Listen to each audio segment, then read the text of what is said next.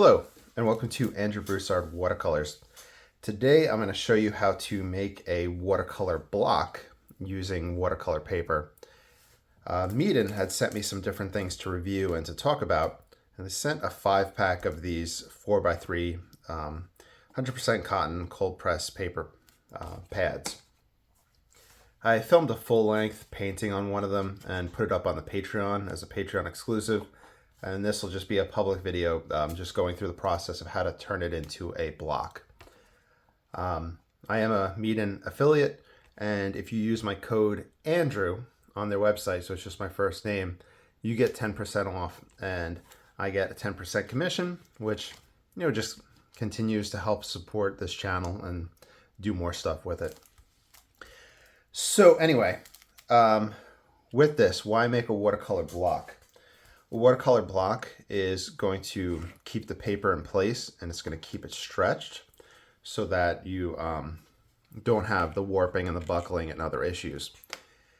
Watercolor blocks are really expensive, especially when you look at the high name brands, and that's why I'm a big component of like Meeden and some other brands that are more affordable and easier for just the everyday artist to get into, like things like watercolor blocks.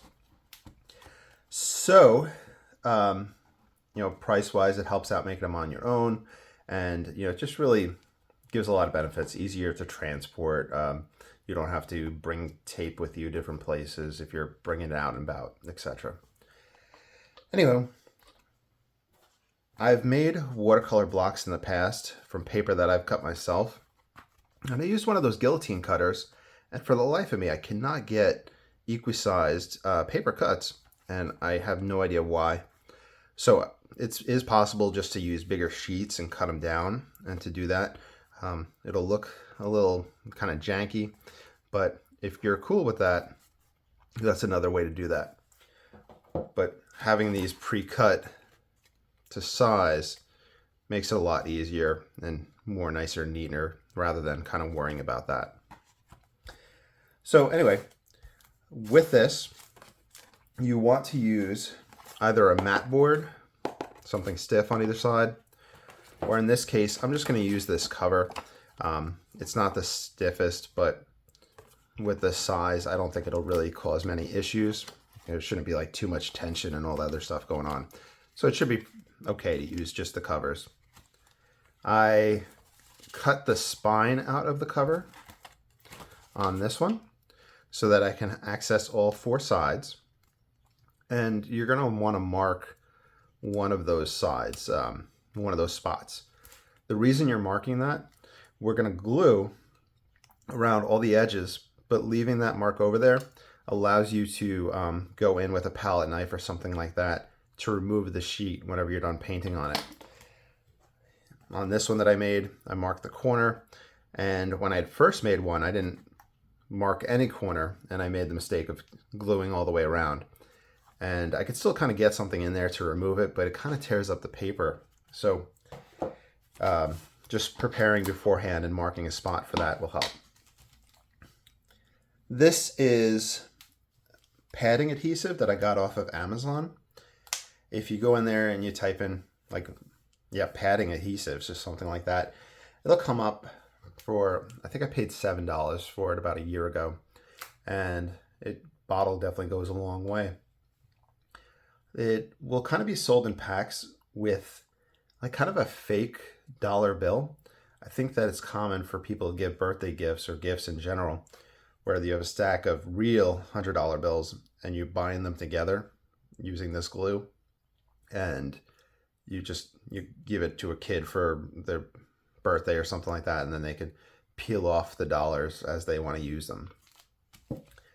The kits come with a brush. And this is just like a cheap synthetic brush with it, but it's held up and it's done what it needs to do.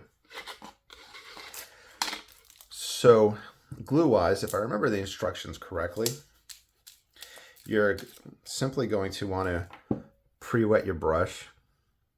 And I was dipping in directly into this once I would get it ready.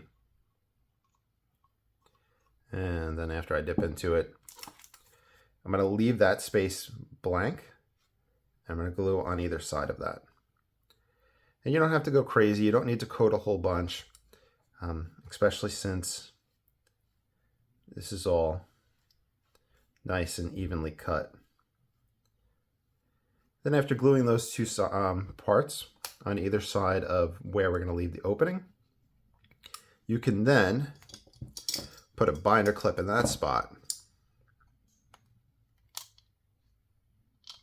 And with that binder clip there, it's going to hold that side together and let them all glue nice and neat. And just move your binder clip as you are going to the next side. Coat of the padding glue on there.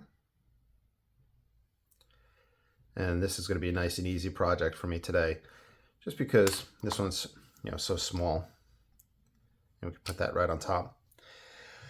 And if need be, you can use books or heavy objects stacked on top of this after the fact to help just compress those edges. But with this being so small, once again, I don't see a need for that. Just toss the glue on, toss the binder clip, etc. If you do choose to weigh it down, you will find that if you don't put maybe a piece of paper between the pad and whatever you're weighing it down with, it'll try to adhere itself to the weighted down object. So you don't want to get your books and all that covered in glue.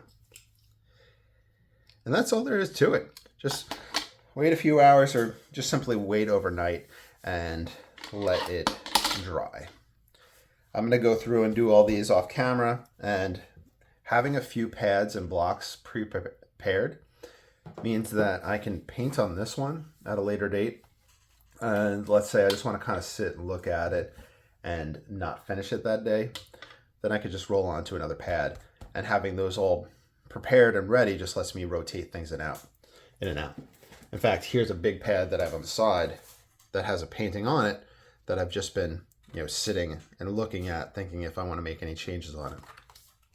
In fact, I have 4 big pads like that up around the art room, just because I want to be able to see them, see if there's anything I need to adjust, etc.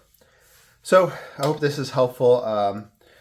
If you enjoyed, please like, subscribe, follow, and if you ever want to support this channel, I have the Patreon and the links down below. You all take care and have a great day. Bye-bye.